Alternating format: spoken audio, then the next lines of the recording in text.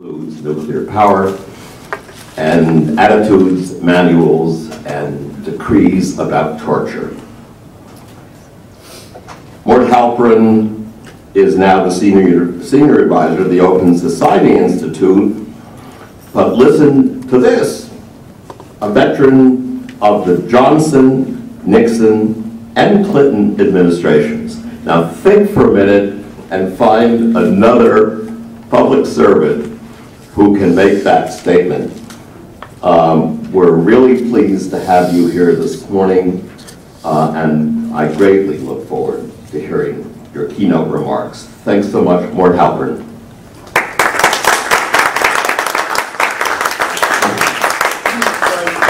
Can you hear me? Yeah. Yes, No. but Mort, we'll need you up on the stage so that everybody else can hear you too. Okay. It's a pleasure to be here. I actually started my government service in the Johnson administration in the Pentagon, which was full of people called systems analysts. And people kept asking, what was a systems analyst? And we finally discovered that the French Revolution provided an answer to that. And it's the story about during the Revolution they were guillotining people, and they had several people lined up to be guillotined. And as each one came up, they said you get a choice of head down or head up. And the person chose, they pressed the button, and nothing happened. And so they said, well, under our rules, you only are under this threat once. If nothing happens, you're free. So the person went away, the second person came, chose head up, pressed the button, nothing happened. The third person, nothing happened. The fourth person on the line was a systems analyst. And he chose head up. And they were about to press the button, and he looked up and said, wait a minute, I think I see what the problem is.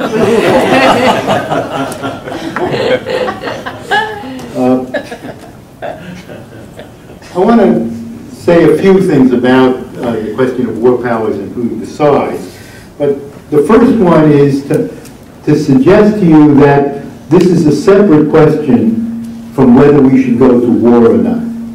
And it often gets confused with that, because most of the people who advocate for the Constitution in this case, for the notion that we should only go to war after a deliberative process and after consultation with the Congress, do not want to go to war.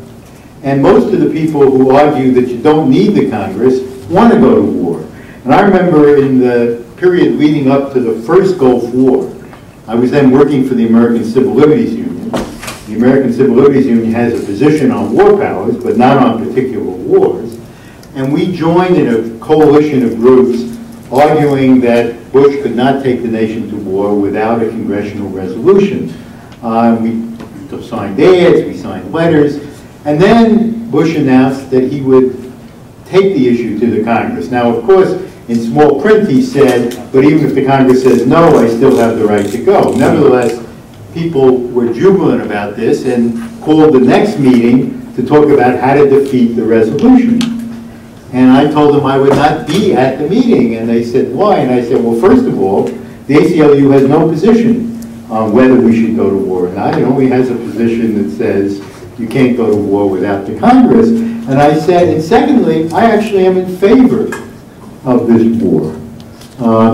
And so they were shocked and could not understand that one could have a position on the process which was different than the position on the war.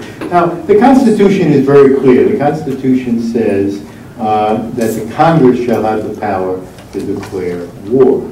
And you would think that those who claim that we ought to stick with the original interpretation of the Constitution would stick to this position. But again, you find a switch. Those who, on most issues, are for an original interpretation of the Constitution are not in favor of the view that Congress needs to approve going to war. And most people who on other issues argue for a creative, modern interpretation of the Constitution, an evolving Constitution, say, but the Constitution says only the Congress can declare war. And of course, those on the other side argue that things have changed so much that we need to accept a different interpretation of the Constitution. The most creative interpretation of the constitutional provision that I know is what can only be called the right to label.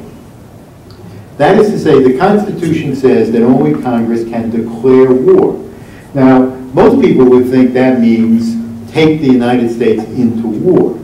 And of course, at the time of the Constitution, the way you went to war was to declare war on another country. So even after the Japanese bombed Pearl Harbor, Roosevelt called the Congress into session to declare war on Japan. Some people might have thought we were at war with Japan, but he actually asked the Congress to declare war. And then Nazi Germany declared war on the United States, and we declared war on Germany, and then we went to war. So the phrase declare war, I think it is clear in the Constitution, meant the power to decide that the United States should go to war. Nevertheless, we really have people with a straight face in the Justice Department and others argue, no, what the phrase means is to label a conflict a war. And therefore they argue that only the Congress can declare war. That is to say, if the Congress does not approve it, it is not a war. But that doesn't mean the President can't order troops into armed conflict to attack other nations or defend the United States. He just cannot call it a war. And the power to declare war is said to be the power to label it a war, not to prevent armed conflicts. Needless to say, that's not a very persuasive argument. But I think if you look at our history, particularly starting with the Korean War, it is hard to argue that anybody gives any credence anymore to the war powers in the Constitution, notwithstanding the War Powers Act, which was intended to fix the problem, but I think made it considerably worse. And I think the reason for that is that neither the executive branch nor the Congress wants the War Powers Act or the constitutional provision on war powers to work the way it does. The executive branch doesn't because it believes on all issues, and I would argue no matter who the president is, that it should be able to decide what to do. That problems are so complicated and complex that the Congress is simply a nuisance. Public opinion is something that you organize to deal with.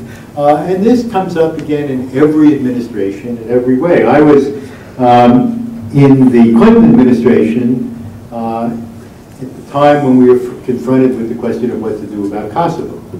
And for me, it was clear and simple. There was a genocide going on in the middle of Europe.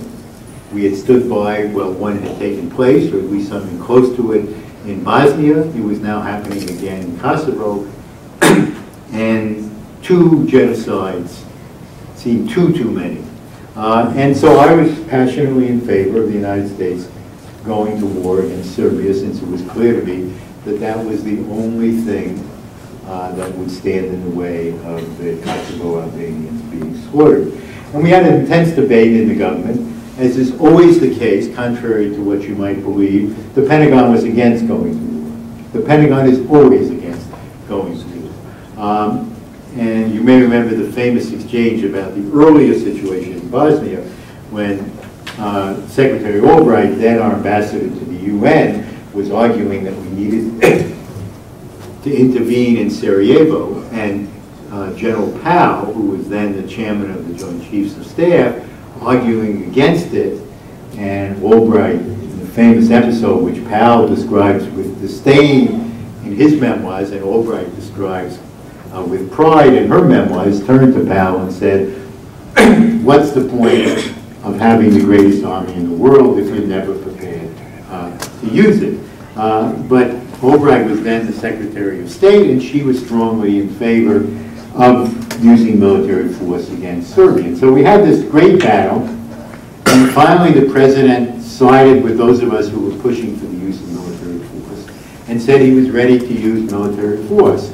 At which point I said, now we have to go to the Congress and get their approval. This is a war of choice. We're deciding to use force. We need Congress's approval.